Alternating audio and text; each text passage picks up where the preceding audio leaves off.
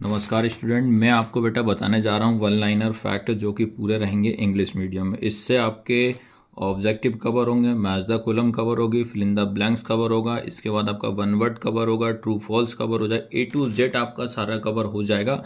बस one liner का fact जो है मैं किस तरीके से आपको बता रहा हूँ तो वो आराम से आप समझते जाइएगा, देखते जाइएगा, ठीक है। इसकी पीडीएफ जो रहेगी आपको प्ले स्टोर पे जाना है, डुग्गू कोचिंग सेंटर की ऐप को डाउनलोड कर लो, उसमें मैं आपको इसको प्रोवाइड करवा दूँ। लेकिन पहले आपको क्लास अटेंड करनी पड़ेगी, तभी आपको समझ में आएगा। सबसे पहली चीज़ अगर मैं बात करता हूँ तो इसमें आपको क्या पढ़ना है। देखिए, आप जो रेड पेन से लगे हैं वो थोड़ा इंपॉर्टेंट है, उनको आपको अच्छे तरीके से देखना है। तो पहले पढ़ना आपको थोड़ा क्विक रिवीजन टाइप का रहेगा। ये मान लीजिए अब, तो what type of the light is emitted by the magnesium ribbon is burn, तो इसमें आएगा वाइट ब्राइट फ्लेम, इसमें आंसर आता। What are the substance take the part in the chemical reaction, part of the chemical reaction का part होता है उसको क्या बोलते हैं, रिएक्टेंट बोलते हैं। What are the substance from the chemical reaction is called product होता है। कभी कभी छोटे छोटे क्वेश्चन पूछ लेते हैं, इसमें आपको एक केमिकल इक्वेशन क्या होती है ये आपको पढ़ना है। तो इसमें क्या, in the form of the symbol of the substance that take part of the from in the chemical reaction what is called the chemical equation हो जाता है। फिर उसके बाद कभी कभी क्या होता है, इक्वेशन आपको दे देगा, इन इक्वेशन में आपसे पूछेगा कि बताइए कि इसमें आपका रिएक्टेंट कौन सा होता है और इसमें आपका प्रोडक्ट कौन सा होता है। तो आपको पता होना चाहिए रिएक्शन के इस वाला पार्ट जो होता है, ये वाला पार्ट जो होता है वो रिएक्टेंट कहलाता है, और ये वाला पार्ट होता है ये आपका प्रोडक्ट कहलाता है। इतना आया सभी को समझ में कि नहीं, ये याद होना चाहिए। उसके बाद अगर मैं बात करूँ, कुछ रिएक्शन है इनको आप जरूर पढ़ के जाइए। जेडन ये वाला H2SO4, फिर जेडन, तो इसमें आपसे कभी कभी आ जाता है कि ये वाला एक, ये 3-4 रिएक्शन आप जरूर पढ़ के जाइएगा। उसके बाद अगर मैं बात करता हूँ, फिर इसमें इंपॉर्टेंट आपका क्या रहेगा, ये रहेगा क्या है, chemical reaction is the general form of the calcium oxide. अगर केमिकल जो आएगा इसका जनरल फॉर्म अगर पूछेगा तो आपको क्या लिखना है, CaO। CaO याद रखना है, जिसको बोला जाता है बिना बुझा हुआ चूना बोला जाता है। क्या होता है, कैल्शियम ऑक्साइड का रासायनिक सूत्र और नाम याद रखना। क्या जाएगा क्वेश्चन कि कैल्शियम जो ऑक्साइड होता है, आप सुनते चलना यार, है ना, अगर कहीं भी गड़बड़ लगे तो मैं सुनते भी चलना। तो कैल्शियम ऑक्साइड का रासायनिक नाम व रासायनिक सूत्र क्या होता है, CaO, और इसको बोला जाता है बिना बुझा चूना, याद रखना, ये आपको याद रखना। फिर उसके बाद अगर आता है कि अगर इसमें आपको एक एंडोथर्मिक एक्सोथर्मिक जरूर पढ़ के जाइए, 101% आपसे क्वेश्चन बनेगा ही बनेगा। कौन को क्या बोल रहा हूँ, एक एक्सोथर्मिक एंडोथर्मिक। फिर इसमें आता है कि किस में आपको याद रखना है हीट रिलीज हो रही है, किस में हीट आपकी ऑब्जर्व हो रही है, तो ये आपको पढ़ना। उसके बाद रिएक्शन में अगर बोलता है कि वन वर्ड में आपसे पूछ लेता है कि बताइए कि कॉम्बिनेशन रिएक्शन क्या होती है, इसकी आपको डेफिनेशन पढ़ना है भैया। तो डेफिनेशन पढ़ लोगे ना तो ये बेनिफिट हो जाएगा आपको, आराम से पूरा कवर हो जाएगा। डेफिनेशन होगा, मैं तो कह रहा हूँ इस चैप्टर में आठों के आठों रिएक्शन है, उसकी डेफिनेशन पढ़ो। वन वर्ड में आपसे क्वेश्चन 101% आपसे पूछेगा। तो कॉम्बिनेशन पूरी की पूरी रिएक्शन आप पढ़ के जाइएगा। Combination reaction, decomposition reaction, displacement, double displacement, ये सारे टाइप्स आप जरूर रीड करना है। आया सबको समझ में कि नहीं। और ये जो इक्वेशन मैं आपको बता दे रहा हूँ, कभी कभी क्या होता है कि ये इक्वेशन के नाम दे देंगे, आपसे इक्वेशन बनानी पड़ेगी कि ये वाला पढ़ना, right the chemical equation for the combustion of the natural gas is of exothermic reaction. आपसे पूछ देगा कि बताइए कि ये रिएक्शन दिए, इस रिएक्शन में क्या हो रहा है।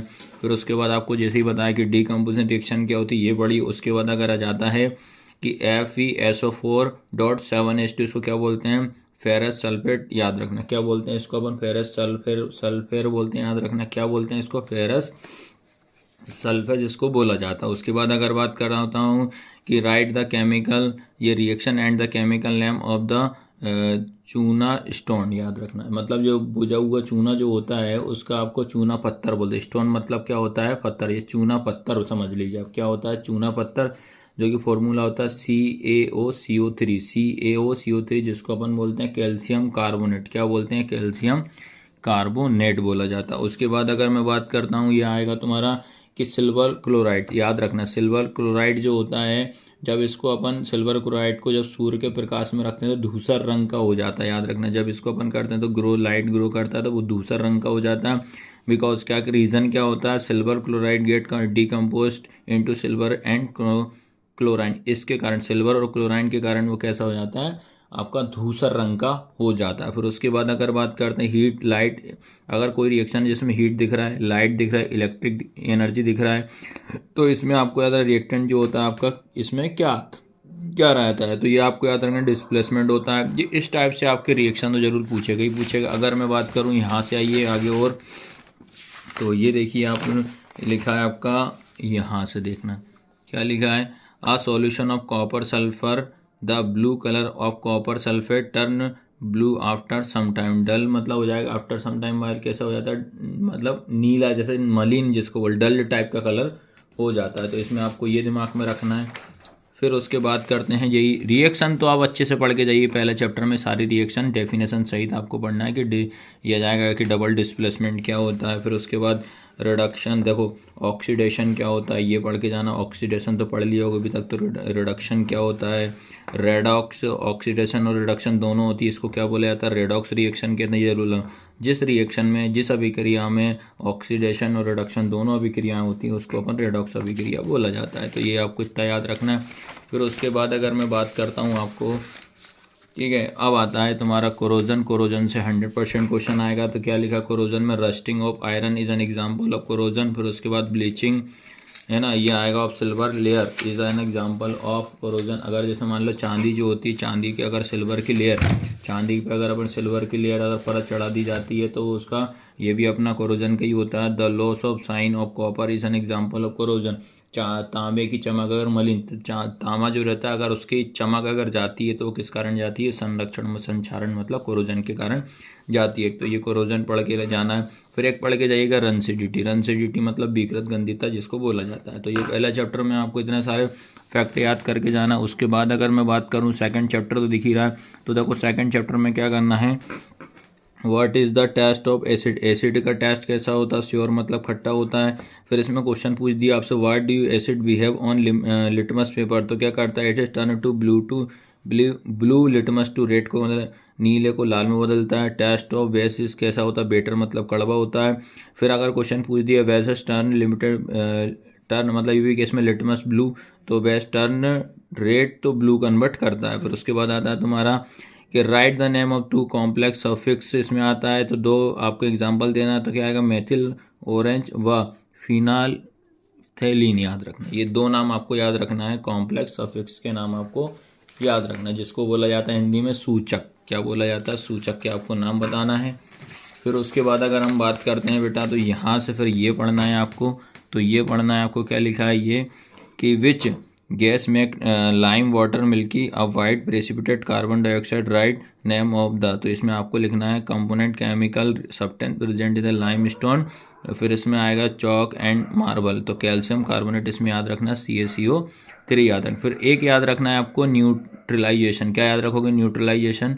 न्यूट्रलाइजेशन इसको अच्छे से याद रखना है, न्यूट्रलाइजेशन। न्यूट्रलाइजेशन क्या होती है, तो क्या लिखा था, reaction between acid and base produce salt and water. Salt, जिस भी रिएक्शन में सॉल्ट और वाटर की रिएक्शन एक साथ जब होती है तो आपकी न्यूट्रलाइजेशन का मतलब होता है उदासीनीकरण अभिक्रिया जिसको बोला जाता है।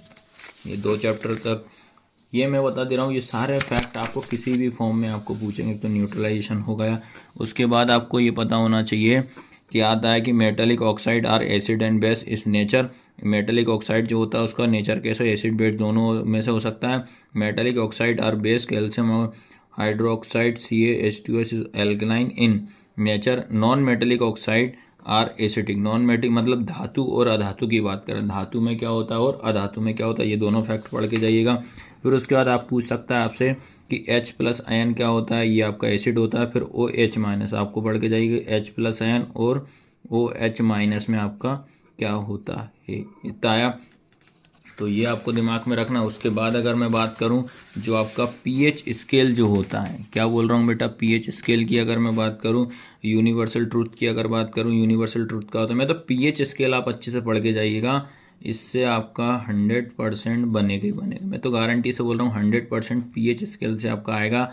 जैसे कि आपसे क्या पूछा, different concentration of hydrogen ion in a solution can be represent as a different colour the so the present in solution the measure of concentration hydrogen ions. Hydrogen ion इसमें प्रेजेंट होना चाहिए। Scale has been the developed which is called pH scale. The range of pH scale 0 से 14 होती है। और फिर 0 indicate the more एक्सिडी, 14 होता है इंडिकेटर क्या होता है। लेकिन मतलब ऑलमोस्ट सारे के सारे आप पढ़ के जाइएगा। उसके बाद यहाँ से कुछ टॉपिक बता दे रहा हूँ। जैसे आता है तुम्हारा कि ये आ गया गास्ट्रिक जूस की अगर बात हो, जठर रस की बात कर, गास्ट्रिक जूस का मतलब क्या होता है, गठर जठर रस, जो कि इसका पीएच मान 1.2 पीएच एसिडिक होता है, ये हम लोग जानेंगे। फिर आएगा नींबू का रस जो होता है 2.2 होता है, प्योर वाटर का 7.4 पीएच होता है, कौन सा होता है, क्षारीय अम्ल होता है, ये पढ़ के जाइएगा। फिर मैग्नीशिया की अगर बात करें 10 पीएच होता है। फिर सोडियम हाइड्रोक्साइड होता है 14 पीएच होता है, स्ट्रेंथ ये होता है। फिर आपको कुछ पढ़ना है कि स्ट्रॉन्ग H+ आयन जो होता है स्ट्रॉन्ग एसिड, ये पढ़ के जाइएगा। फिर एसिड रेन पढ़ के जाना, क्या पढ़ के जाएगी, अम्ल वर्षा जिसको बोला जाता है। एग्जाम में क्वेश्चन आपसे बहुत पूछे हुए हैं ये क्वेश्चन, ठीक है। फिर उसके बाद मैं बात करता हूँ, देखो जो 100% लिखा है इनको आप थोड़ा अच्छे से देख लीजिए, ये पक्का आपसे क्वेश्चन पूछेगा, 101% आपसे क्वेश्चन पूछेगा ही पूछेगा। अगर फिर बात करता हूँ मैं यहाँ से, अगर हम बात कर रहे हैं the salt of strong acid and strong base have the pH value of 7, इसको अपन क्या बोलेंगे, इसका जो पीएच वैल्यू 7 होगी एंड न्यूट्रल होगा।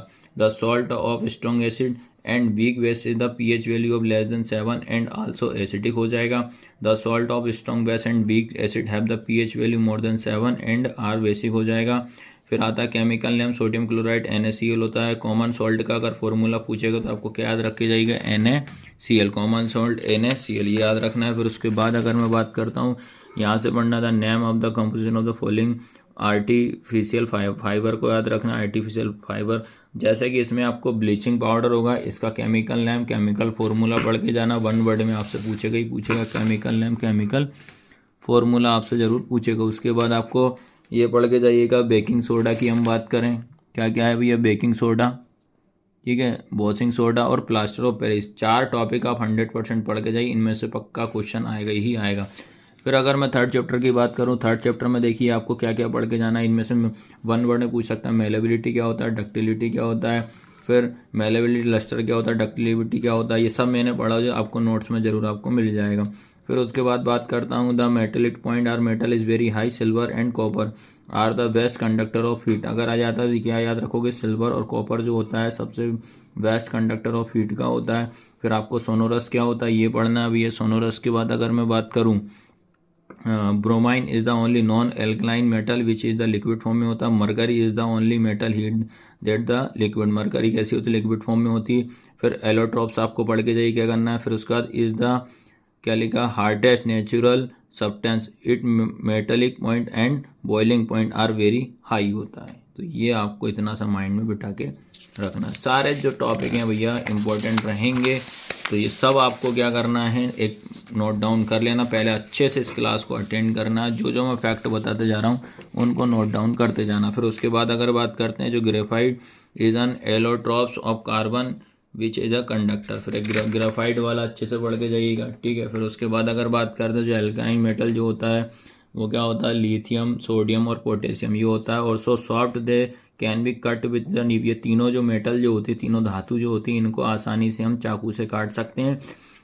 When this metal are burn in air oxygen they from the metal oxide हो जाएगा। फिर उसके बाद यहाँ से पढ़ना आपको, ये पढ़ना है basic in nature amphoteric oxide metal are which show both the acidic and basic behaviour, दोनों बिहेवियर दर्शाता है। उसके बाद अगर मैं बात करूँ, sodium and potassium do not react with air, sodium और पोटेशियम कभी भी रिएक्ट नहीं करता है एयर से। So kept the shape they kept immediately व reason, sodium is most reactivity metal, ये पढ़ना, sodium is the most reactive metals होता है, सोडियम जो होता है मोस्ट रिएक्टिव मेटल होता है।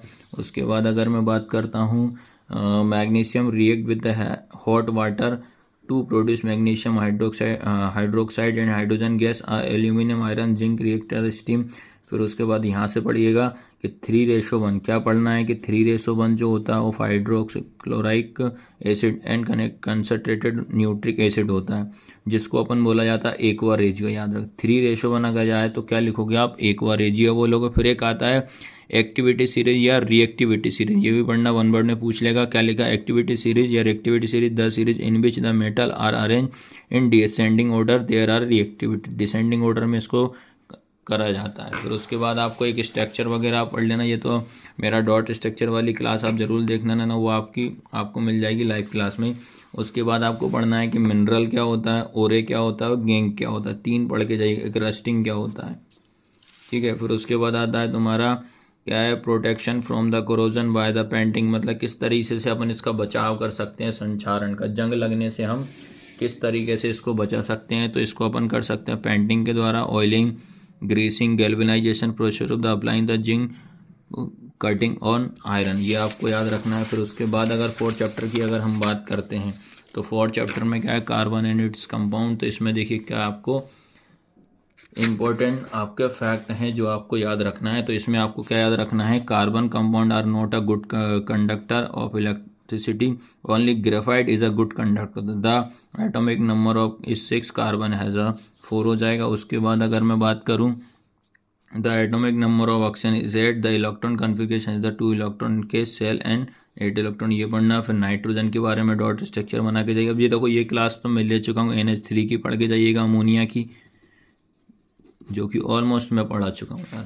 फिर एक आप पढ़ के जाइएगा कि CH4 की, जो कि अगर देखना है तो आप लाइव क्लास में जाके देख सकते हो, अवेलेबल है। इसकी एक मैं प्लेलिस्ट बना दूंगा जितने भी IMP अभी तक टॉपिक मैंने पढ़ा दिए।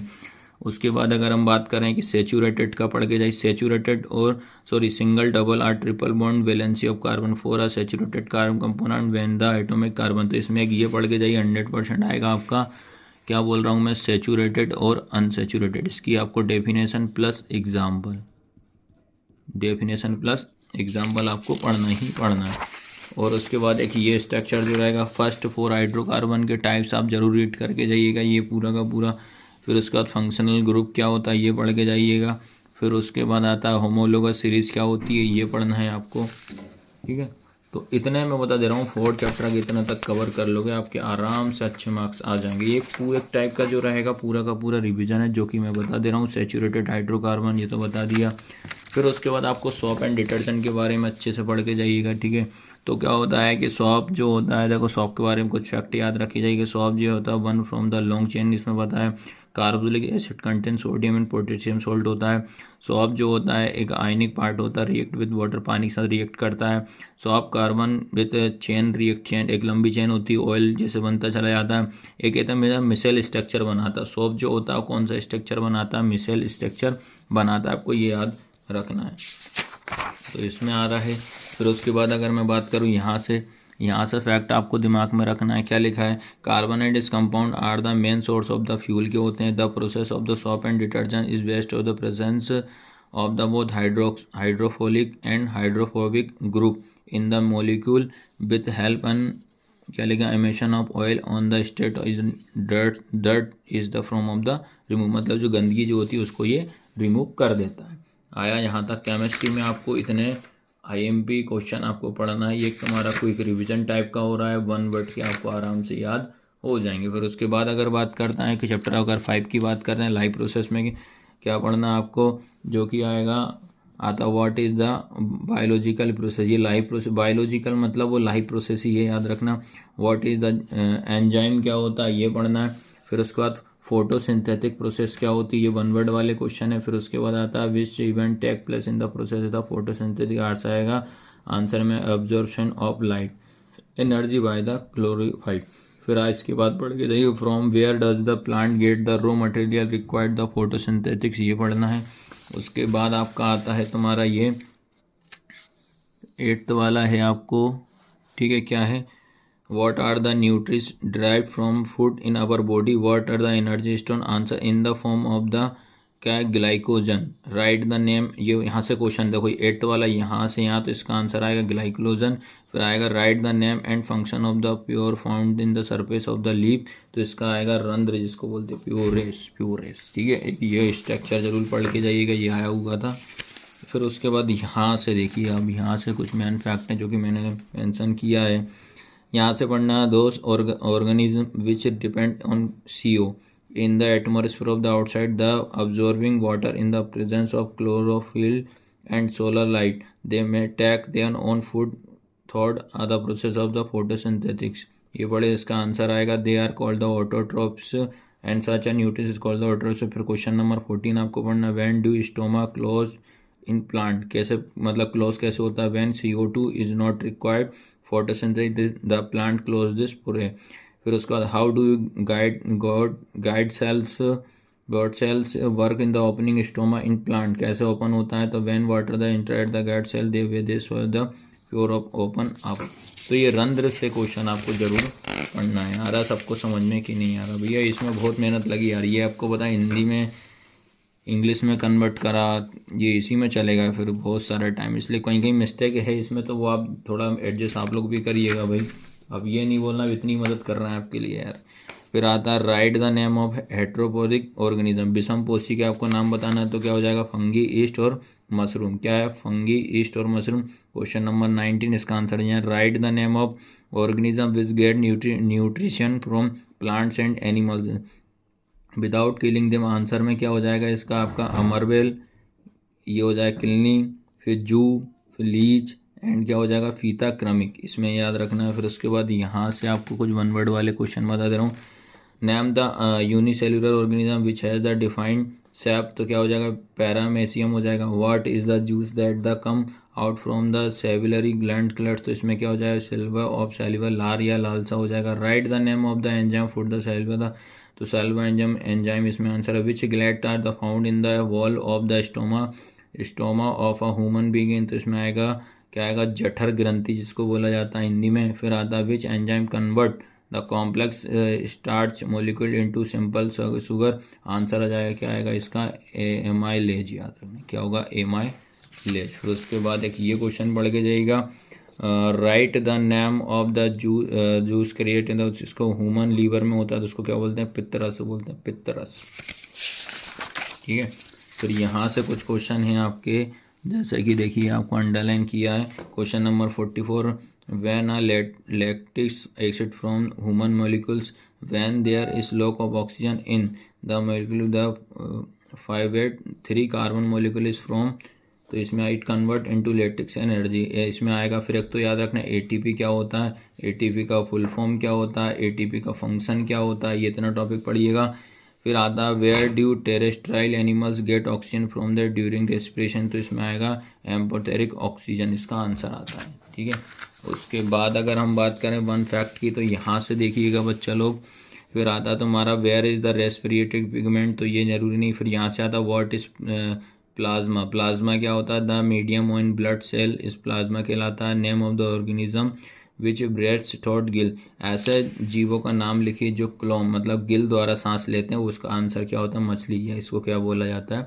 मतलब गलफड़े द्वारा जो सांस लेते हैं उसको क्या बोला जाता है? फिश कहते हैं, तो मछली लेती है। फिर उसके बाद आपको ये पढ़ना है कि in the heart of human being, तो इसमें आपको कितने टाइप्स के होते हैं? फोर टाइप्स के होते हैं। 2 एलिंड के होते हैं, 2 वर्टिकल्स के होते हैं, आलिंद और नीले जिसको बोला जाता है। उसके बाद क्वेश्चन नंबर आपका 65 की बात करो, write the name of animals whose the heart has 3 chambers, answer aquatic, रेट्रैक्ट एंड रिपिडेट हो जाएगा। फिर उसका था what is the meaning of the fish heart, how many chambers are there, तो 2 से मतलब 2 सेल होते हैं मछली के उसमें। फिर what is the body of fish, तो क्या इसमें होता है how many times blood passes through the heart is the 1 cycle, तो एक बार में मतलब एक, इसका आंसर आएगा 1 ही आएगा, मतलब 1 आएगा इसका आंसर।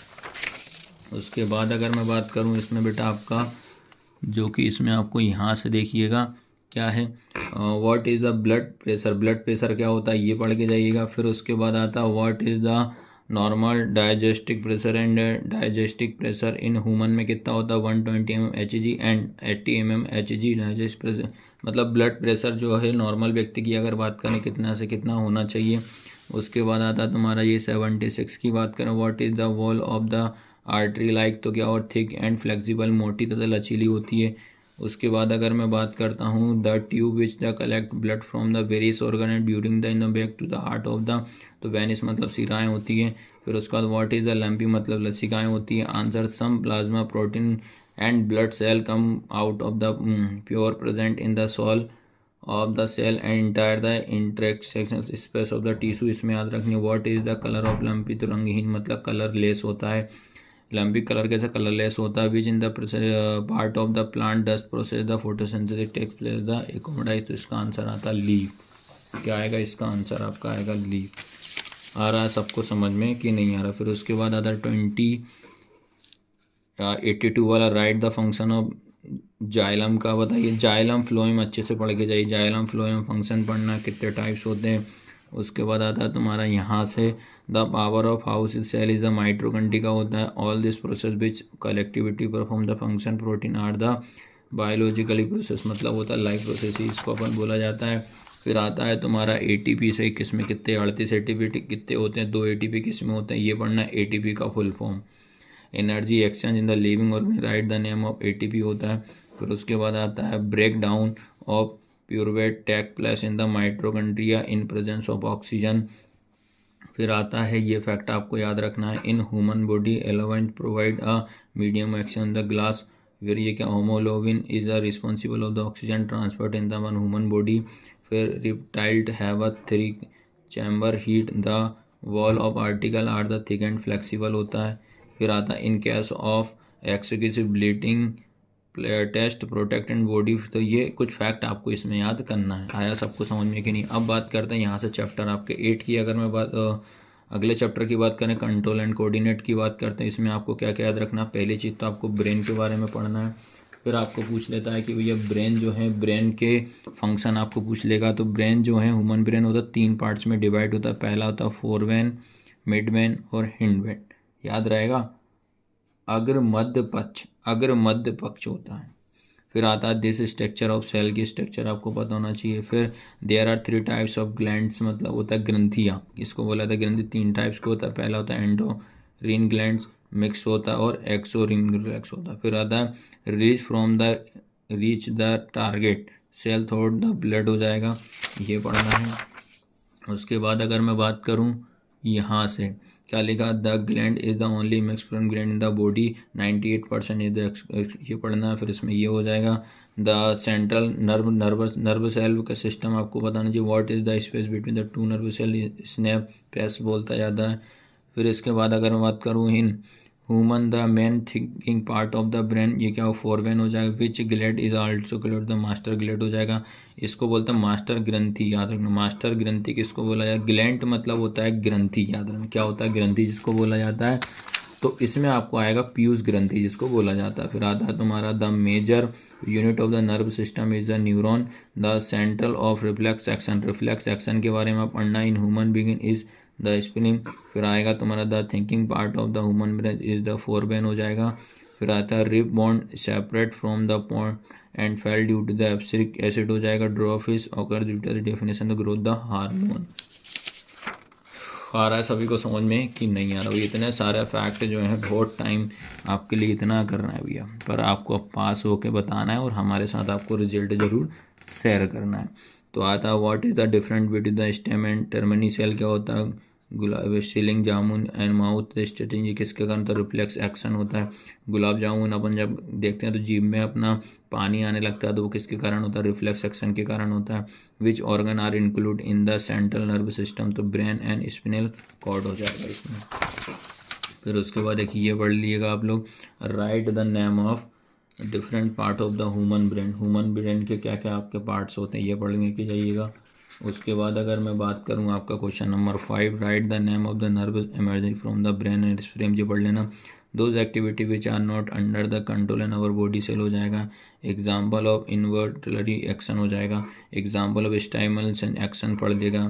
फिर आता है आपका adrenaline hormones is the secreted which are gland, तो ये पढ़ना। Why is the necessary to take iodo salt in our diets. फिर आता iodine is the necessary to make the hydraulic hormones which hormones, फिर ये भी नहीं। फिर आता है सोलन नेक the same phone of the digest के, इसका आंसर क्या आएगा तुम्हारा, ग्लेटर, क्या आएगा, ग्लेटर हो जाएगा। ठीक है, अब बात करते हैं उसके बाद तुम्हारा कि ये वाला क्वेश्चन है आपका कि what is the goes off glitter, तो इसमें आयोडीन डेफिशिएंसी हो जाएगा। फिर आता है तुम्हारा which hormone is advise to take plus diabetic pattern, तो इंसुलिन हो जाएगा। What is the function of insulin, insulin का फंक्शन क्या हो जाएगा, insulin help in controlling the level of sugar in blood, ये पढ़ना। From which organ of the human body. फिर आता है टेस्टोस्टेरोन हार्मोन स्प्रेड, तो वर्सनी हो जाएगा। From which organ of the female body, ठीक है, फीमेल बॉडी एस्ट्रोजन हार्मोन एक्सेट, तो इसमें ओवरी हो जाएगा, ओवी। चलो आया सभी को समझ में, यहाँ तक आपको पढ़ना है भैया। फिर उसके बाद अगर मैं बात करता हूँ जैसे कि अगर तो ये आपको इसमें एक DNA RNA इनका फुल फॉर्म आपको पढ़ना है। रीजनरेटेड कॉल्ड क्या होता है उसका, तो plants is which the some plant like root system leave the development the new plants is the produce, मतलब उत्पाद जिसको बोलता है। वेजिटेबल एम्प्लीफिकेशन क्या होता है, which method why plants ideally there the plant produce generative physically amplification होता है। तो मतलब ऑलमोस्ट सारे के सारे जो टॉपिक जो मैं आपको बता रहा हूँ वो आपको पढ़ना है। In which the organ the sperm आपको ये पढ़ना है। कुछ फैक्ट देखिए, ये फैक्ट आपको एक एक बार जरूर रीड कर लेना है यार, इतने सारे ये देखिए आप लोग सारे के सारे जरूर इनको आप अच्छे से रीड करना है। फिर उसके बाद अगर मैं बात करता हूँ आपका यहाँ से आपका ये वाला जो रहेगा, ठीक है, तो इसमें आपको एक याद रखना सबसे पहली चीज़ तो पॉलिनेशन क्या होता है और एक फर्टिलाइजेशन, इनके आपके दो डिफरेंस पढ़ के जाइए, वन वर्ड में आपसे ज़रूर पूछेगा। फिर इसके बाद ये पढ़ना है सेल्फ पॉलिनेशन क्या होता है, क्रॉस पॉलिनेशन क्या होता है, मास्टरेशन क्या होता है, डिस्चार्ज ओकर क्या होता है। तो ये कुछ टॉपिक हैं, चार आपको ज़रूर रीड कर लेना इनको एक बार अच्छे से, ठीक है। फिर उसके बाद यहाँ से आता है, फिर इसके बाद देखिए सेक्सुअल एंड एसेक्सुअल अनएक्सुअल, जैसे लेगिंग और अलेगिंग क्या होता है ये ज़रूर पढ़ना है, इसमें डिफरेंस आपको। फिर आता है 8 चैप्टर की अगर बात करते हैं हेरिडिटी, मतलब इसमें अब तो सबसे पहले पढ़ना है कि हेरिडिटी क्या होता है, ठीक है, हेरिडिटी के बारे में अच्छे से पढ़ना है। फिर आता है मेंटल फ्रॉम द एक जेनेटिक, हेरिडिटी जेनेटिक और मेंटल के क्या तीन इसमें लॉस वो पढ़ना है। उसके बाद अगर मैं बात करूँ तो आपका एक ये वाला कि भैया DNA और RNA, तो DNA का पूरा फुल फॉर्म पता होना चाहिए, RNA का फुल फॉर्म पता होना चाहिए कि ये कहाँ से किस में क्या होते हैं। फिर उसके बाद आता है तुम्हारा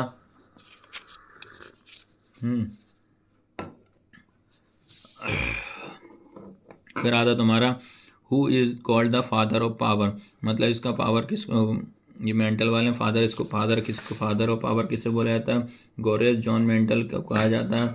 विच क्रोमाइट इन फाउंड स्मेल, तो XY इसमें विद रिपन जनरल तो XY याद रखना है, यहाँ से क्वेश्चन पक्का बनेगा, इनसे आपको पढ़िएगा। On the which plant did Mendel conduct his experiment, मटर इसमें आ जाएगा। हाइड्रोजेलिक्स was the done between the TT और कैपिटल T स्मॉल t, तो इसमें आएगा 3:1। फिर आता है genes is the genetic unit exchange of enzyme अगर ड्यूरिंग द मेडिसिन। फिर ये एक हेरिडिटी का देखो कुछ टॉपिक मैंने आपको बताया किससे क्या होता है, वो फैक्ट आपको जरूर इसमें याद करना है भैया, ठीक है। अब बात करते हैं इसमें अगले, इसमें ही अपन बता रहे हैं आपको। चलिए अब यहाँ से आपका फिजिक्स स्टार्ट होता है। चलिए फिजिक्स में क्या क्या पढ़ना है, सबसे पहले तो आपको पढ़ना है स्फेरिकल मिरर क्या होता है, गोलीय दर्पण क्या होता है। फिर गोलीय दर्पण के टाइप पढ़ना है, कॉन्केव और कॉन्वेक्स क्या होता है, डेफिनेशन पढ़ के जाइएगा। फिर आता है इसमें प्रिंसिपल फोकस क्या होता है, फोकल लेंथ क्या होता है, रेडियस ऑफ कर्वेचर क्या, सुनते चलना, सब इंपॉर्टेंट फैक्ट हैं याद रखना। Principal axis, radius of curvature क्या होता है, छोटे छोटे क्वेश्चन आएंगे, रिलेशन पढ़ के जाइए radius of curvature focal length में, ये रहेगा। फिर उसके बाद आपको पढ़ना है a real image form the concave mirror होता है, the image of the image become the virtual object in the virtual image हो जाएगा। फिर एक मिरर का फॉर्मूला जरूर आप रीड करना, मिरर फॉर्मूला क्या 1/f=1/v+1/u इमेज, और ये पढ़ना है। इसके बाद बेटा आपको देखो कुछ ये फॉर्मूले बता रहा हूँ 100% आपसे पूछेगा। जैसे कि अगर मैं बात करता हूँ मिरर इक्वेशन क्या होती है, relation between focal length and radius of curvature, magnification spherical mirror, Snell law क्या होता है, लेंस क्या होगा, फॉर्मूला क्या होता है, पावर ऑफ लेंस क्या होता है, ये 5 से ज़रूर पूछेगा आपसे, मैं पहले ही क्लियर कर दे रहा हूँ, ठीक है। इन 5 को आप अच्छे से पढ़ लेना और इनके आंसर आप देख लीजिएगा, ठीक है। उसके बाद अगर हम बात करें आपका आता है तुम्हारा पावर ऑफ लेंस क्या होता है भैया, कि पावर ऑफ लेंस क्या होता है, पावर ऑफ लेंस P/1/f होता है। The focal length of plane mirror क्या होता है, इन्फिनिटी होता है। फिर ये आप रीड कर लेना। फिर which mirror is use the real view is the convex हो जाएगा। What is the negative sign the value of magnification indicate the image is real होगा, क्या दिखाएगा, no matter how too away the stand from the mirror. फिर आता है तुम्हारा image always appear the stand the probability of the mirror, तो flat and are convex हो जाएगा। The focal length of the spherical mirror is half of the radius of curvature. When a ray is slide entire from the denser to medium, rarer से denser में convert हो रही है। फिर in a concave mirror the image from the smaller than the object but inverted हो जाएगा। फिर आएगा मैग्निफिकेशन क्या होता है मिरर, ये तो फॉर्मूले मैंने आपको बता दिए, ठीक है। तो उसके बाद अगर बात करते हैं यहाँ से अगर मैं बात करूँ आपका, तो आएगा name the mirror which can the state magnification image of the concave mirror होता है। If an incident ray the angle incident 30 degree, अगर मान लो इंसिडेंट रे का कितना 30 डिग्री है तो आपसे पूछेगा एंगल ऑफ रिफ्लेक्शन का, तो इसका भी कितना आएगा 30 डिग्री ही आएगा। Those the mirror whose the reflecting surface spherical is the there are two types of the concave mirror और कॉन्वेक्स मिरर होता है। फिर रियल और वर्चुअल में एक ये पढ़ना है कि convex mirror is use from the rear view the vehicles are the reflective index diamond 2.42 this statement, ये पक्के जाना 100% ये पढ़ना है। उसके बाद रियल और वर्चुअल क्या होता है ये आप अच्छे से पढ़ना है आपको। रियल और वर्चुअल में आपको डिफरेंस पढ़ना है बेटा। फिर उसके बाद अगर मैं बात करता हूँ तो इसके बाद आपको पढ़ना है डिस्पर्सन ऑफ लाइट क्या होता है। फिर आता है how many colour they are the spectrum of light. फिर आता है 7 कलर स्पेक्ट्रम ऑफ लाइट आपको पढ़ना है। उसके बाद आता है the person can be clearly the must have the minimum distance from the vision side, the distance 25 centimetre आपकी डिस्टेंस होती है। फिर ट्विंकल ऑफ स्टार क्या होता है। फिर स्कैटिंग क्या होता है। फिर आता है क्लीन विजन क्या होता है। ये क्लीन विजन क्या होता है, आप आंसर कहीं से भी पढ़ सकते हो, आप ऐसा कोई इशू नहीं है कि मैं जो बता रहा हूँ वही पढ़िएगा। फिर आता है एकोमोडेटेड पावर क्या होता है, विजन डिफेक्ट क्या होता है। फिर आता है उसके बाद पीछे अगर देखेंगे 25 सेंटीमीटर तो क्या होगा ऑब्जेक्ट में। फिर इसमें प्रिज्म का पक्का आना है। डेविएशन एंगल क्या होता है, स्टार ऑफ ट्विंकल क्या होता है, स्केटिंग ऑफ द क्या होता है, रेन वो क्या होता है आपके पास। The group of 7 colour obtain dispersion of light, जब 7 कलर का ग्रुप होता है उसको क्या बोला जाता है, अपन बोलते हैं स्पेक्ट्रम बोला जाता है। आया सबको समझ में कि नहीं आया। फिर आता है तुम्हारा, फिर यहाँ से अगर हम बात करें तो क्या लिखा है तुम्हारा, the reason of blue colour of sky, scattering of light, the angle between the two face the prism, इसमें प्रिज्म एंगल हो जाएगा। डिस्पर्सन ऑफ कलर, अगर बाद फ्रॉम द प्रिज्म हो जाएगा। The violet ray the divider, इसमें आप ये पढ़िएगा। Light enter from the human eye the member of cornea, most of the vision defect because the skin catch, तो क्या जाएगा द आई ब्लू हो जाएगा। The colour part of the eye is the iris हो जाएगा। Cornea of the human eye, donate of the eye, donate the hole is the middle of the eye, ये पढ़ना है। फिर उसके बाद आता तुम्हारा इलेक्ट्रिसिटी की अगर हम बात करें तो इसमें पढ़ना है पहले आपका इलेक्ट्रिक चार्ज क्या होता है, इलेक्ट्रिक चार्ज की ऐसा यूनिट क्या होता है, what is the value of charge of the ampere क्या पढ़ना है, एम्पियर की वैल्यू कितने कूलम होती है ये पढ़ के जाइएगा। फिर व्हाट इज़ द पोटेंशियल क्या होता है एंड पोटेंशियल लेवल क्या होता है, इसकी यूनिट वोल्ट होती है। उसके बाद हम बात करें कि 1 वोल्ट क्या होता है, 1 वोल्ट किससे कहते हैं। फिर उसके बाद करते हैं potential level measure by the instrument, किससे मेजर करते हैं, voltmeter. Electric cell are the resistance, electric ये आपको पढ़ी जाएगा। रेजिस्टेंस पढ़ना, 1 ओम क्या होता है, 1 ओम में कितने होते हैं ये पढ़ना है। फिर उसके बाद आता है तुम्हारा सीधा सब एक ही बार में पूरा आज की क्लास में पूरा आपका रिवीजन होगा भैया। फिर आता है तुम्हारा कि in the should the resistance are connected to get the more resistance circuit, series में आएगा, ज़्यादा रेजिस्टेंस किस में कनेक्ट होता है सीरीज में। फिर लोअर रेजिस्टेंस का आएगा तुम्हारा पैरेलल की बात करेंगे। फिर आता है why the instrument with the electric current flowing the circuit is the ammeter हो जाएगा। When the current pass through the electric lamp, इसमें आएगा तुम्हारा कि इलेक्ट्रिक करंट हो जाएगा। फिर एक ये वाला पढ़ के जाना है आपको कि what is the relation between heat H produce by the electric current is I, तो एच बराबर आई का स्क्वायर और एच। चलो इतना यहाँ तक आया, कहाँ तक, यहाँ तक थे अपन। तो इसमें एक फॉर्मूला याद करना, एच बराबर होता है आपका आई का स्क्वायर आर टी हो जाएगा। फिर आता the rate of dispersion electric is the electric power क्या होता है। फिर इलेक्ट्रिक पावर में क्या रिलेशन, पी बराबर बी इंटू आई हो जाएगा। What is the SI unit electric power, SI unit क्या वॉट होती है। What is the relation between vote and kilowatt, 1 kilowatt में 1000 वोट होता है। फिर the commercial unit of the electric kilowatt decrease, common plus ये पढ़ लेना। फिर उसके बाद आता है इलेक्ट्रिक करंट क्या होता है, आई बराबर क्यू अपॉन टी होता है। फिर 1 कूलम, 1 कूलम क्या होता है ये आपको रीड करना है।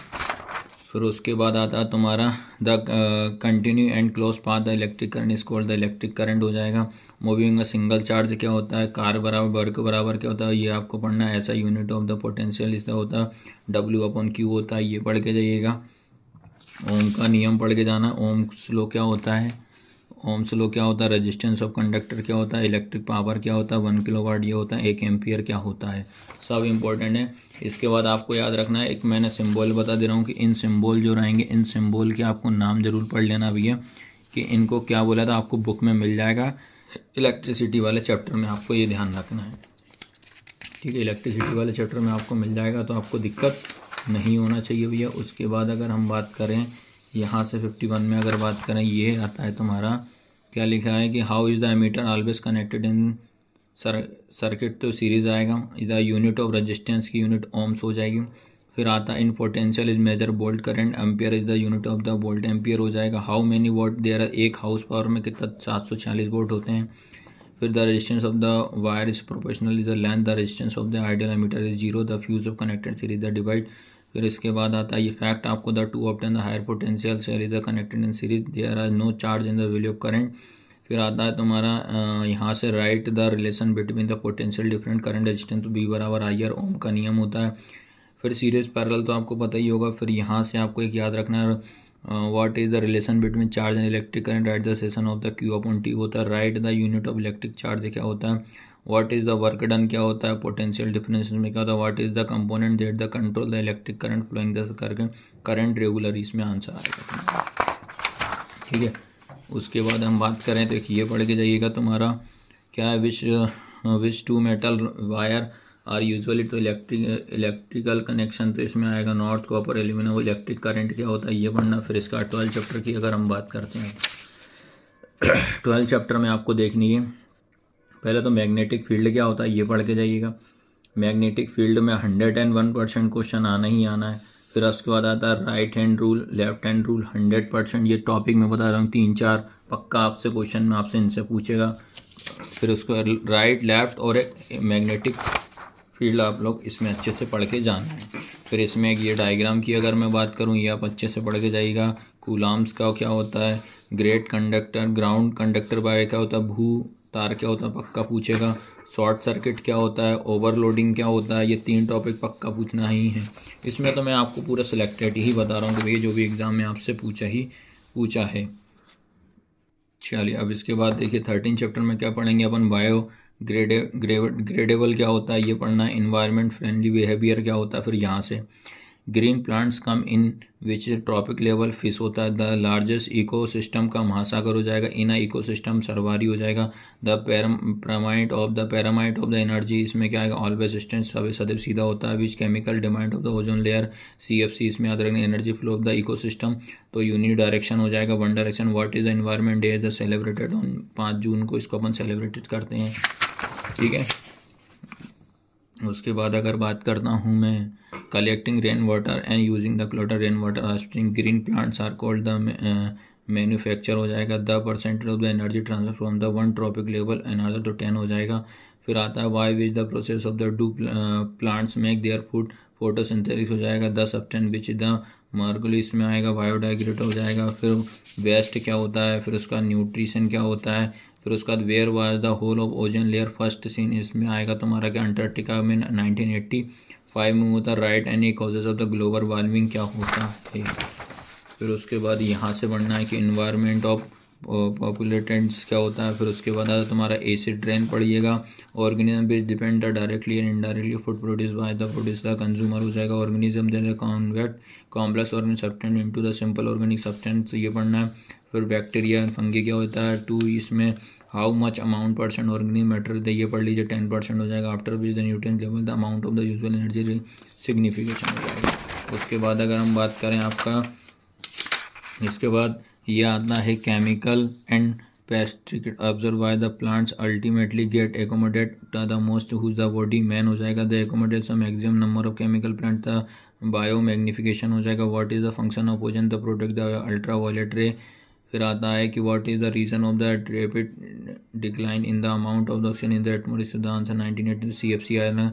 फिर रेस्टिरेशन ऑफ द फायरवर्क्स, फिर from the which of the CFG the refrigeration after 1987 में, इसको याद रखते। इस तरीके से मैंने आपको पूरा फैक्ट आपको बता दिया। मैं तो कह रहा हूँ 1 बार नहीं 2 बार नहीं 3 बार आप देखना, रिवीजन करना, आराम से सारे फैक्ट अपने माइंड में इनको बिठा के आपको रखना है।